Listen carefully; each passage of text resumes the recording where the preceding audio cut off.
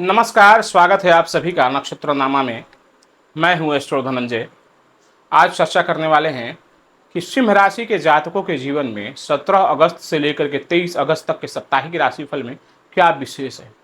ऐसे कौन से योग और ऐसे कौन से घटना चक्र घटित हो रहे हैं जो कि आपके जीवन में आपको एक विशेष लाभ प्रदान कर सकते हैं। ऐसे कौन से घटना चक्र घटित हो रहे हैं जिससे आपको सावधान रहना है। हालांकि सिंह राशि वाले जातकों के जीवन में संघर्ष का समय कुछ लंबा ही हो गया है। अब देखना यह है क्या इन संघर्ष के समय में आपको थोड़ी सी राहत मिल रही है। देखना है कि क्या वो समय संघर्ष का समाप्त हो चुका है, क्या स्थिति बन रही है आपके राशि चक्र के अनुसार। देखते हैं।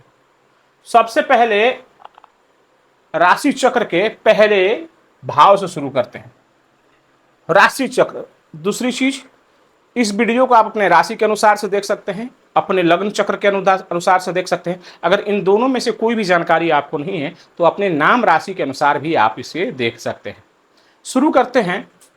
राशि चक्र का पहला भाव यानी कि लग्न का पहला भाव वो भाव होता है जो व्यक्ति के जीवन में शुभाशुभ और अशुभ परिणामों को बैलेंस करता है। ये आपके शरीर का चक्र है, हृदय मान के चलो, आत्मा है।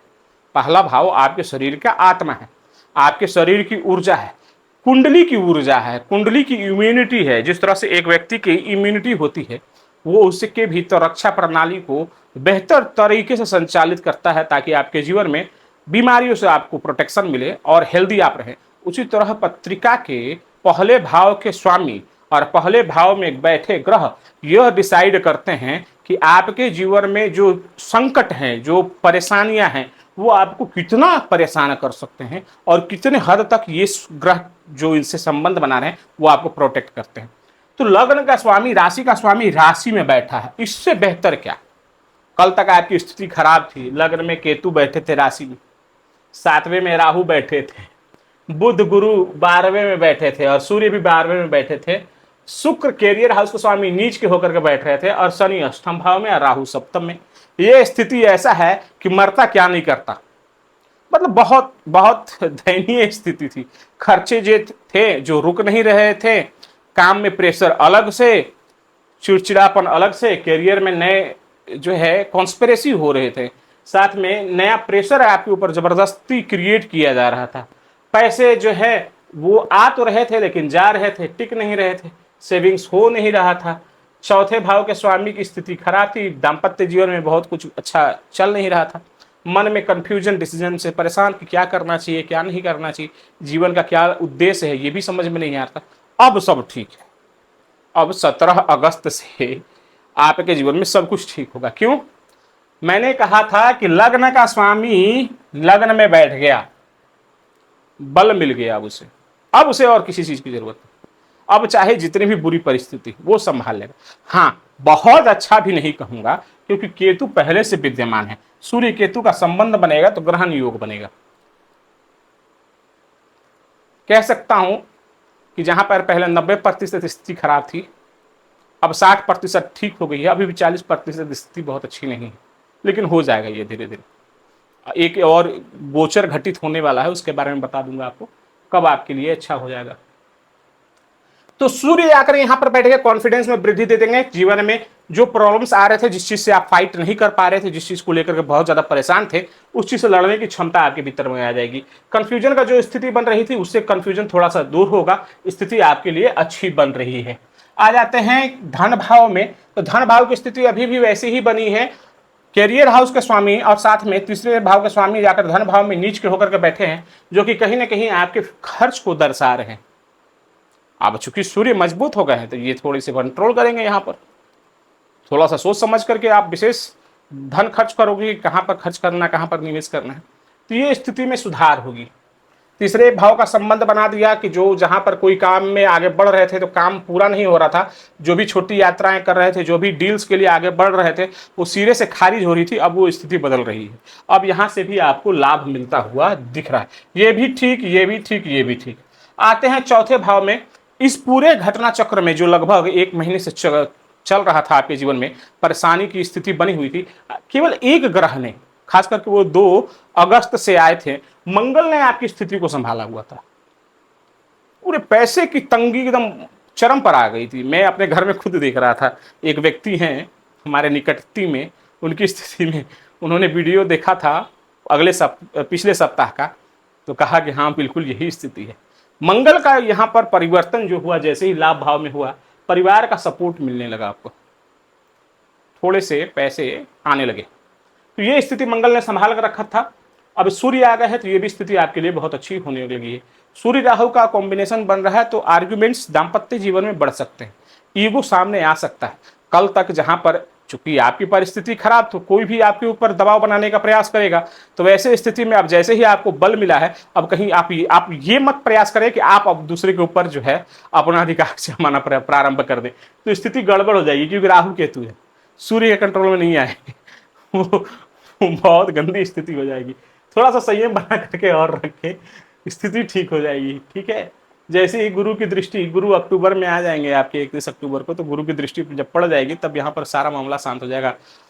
तो यहाँ पर ठीक है, थोड़ा सामंजस्य बना करके चले, आपके लिए अच्छा रहने वाला है। पंचम भाव के स्वामी की बात करें तो पंचम भाव के स्वामी 12वें घर में बैठे हैं। अगर आप स्टूडेंट हैं, विद्यार्थी हैं, फॉरेन सेटलमेंट करना चाहते हैं, स्टडी वीजा लेना चाहते हैं, आपके लिए बहुत गोल्डन पीरियड का समय चल रहा है। मैंने क्या बताया था सूत्र कि ये घर और ये घर को देखें आप, आपको आइडिया मिल जाएगा क्या होने वाला है। तो हायर स्टडी के लिए बहुत अच्छा समय बन रहा है फॉरेन से। स्टडी, अगर आप हायर स्टडी नहीं करना चाहते, अगर आपकी संतान है तो संतान के शिक्षा के लिए आपको खर्च करना पड़ सकता है। 12वां घर जो है आपके खर्चों का ही है।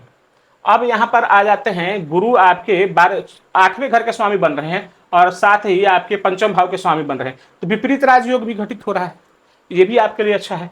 7वें घर में आते हैं, दाम्पत्य जीवन की स्थिति बता चुका हूं पहले। 7वें के स्वामी अष्टम भाव में चले गए, जो कि कहीं ना कहीं एक ऐसी स्थिति बन रही है जो कि कॉन्स्पिरेसी, यानी कॉन्स्पिरेसी तो नहीं कहना चाहिए, एक जो है सामंजस्य नहीं बैठ रहा है। राहु जो है यहाँ पर मिस्ट्री क्रिएट कर रहे हैं, एक सस्पेंस बना हुआ है कि क्या होने वाला है, सामने वाला क्या कर रहा है, क्या कोई प्लानिंग कर रहा है या किस प्रकार की ऐसी चीजें चल रही है। खास करके ये पार्टनरशिप की बात कर रहा हूँ, बिजनेस में। तो ये वाली स्थिति आपके कंट्रोल में, सूर्य आ गए हैं तो कंट्रोल में रहेंगे। अब वॉच में रहेंगे तो आप इसके ऊपर नजर बना करके रख सकते हैं, चीजें अब आपके फेवर में। तो ये भी लाभ आपके लिए अच्छा है, ये लाभ तो सबसे अच्छा उत्तम है ही। देखो, ये खराब था, ये खराब था, ये खराब था, ठीक है, और उसके बाद ये खराब था।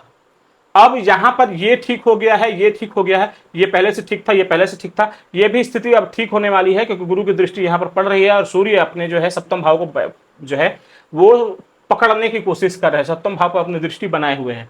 करियर की भी स्थिति अभी मान के चलो कुछ थोड़े से सावधानी अगर आप बना करके चलते हैं, खास करके अपने कार्य क्षेत्र में महिला सहयोगियों के साथ, तो बहुत अच्छा रहने वाला है। मैंने एक सूत्र बताया था कि मिथुन राशि, सिंह राशि और मकर राशि के जातक, क्योंकि तीनों के पत्रिका में जो है कैरियर का संबंध शुक्र से बन रहा है। अब जैसे सिंह राशि में यहाँ पर शुक्र बन गए, मकर राशि के भी स्वामी यहाँ पर तुला होते हैं, शुक्र बनते हैं, और मिथुन राशि के लिए सूर्य शुक्र जो है यहाँ पर बैठे हैं, विराजमान है, तो सीधे 10वें घर से संबंध बना रहे हैं।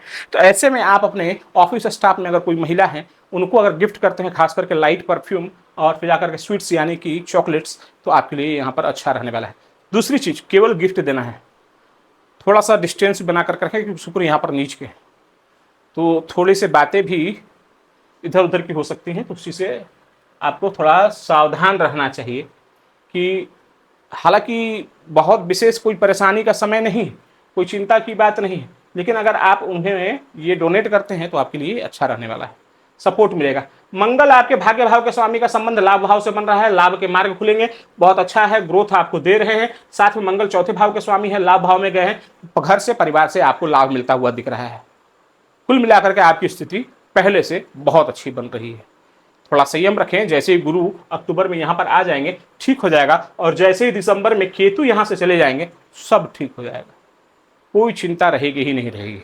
फिर शनि की बात रही, शनि चले जाएंगे जुलाई में, तो और अच्छा हो जाएगा। अगर अभी तक आपने हमारे चैनल को सब्सक्राइब नहीं किया है तो सब्सक्राइब कर ले, फॉलो कर ले, लाइक कर ले, शेयर कर ले, कमेंट करें वीडियो आपको कैसा लगा।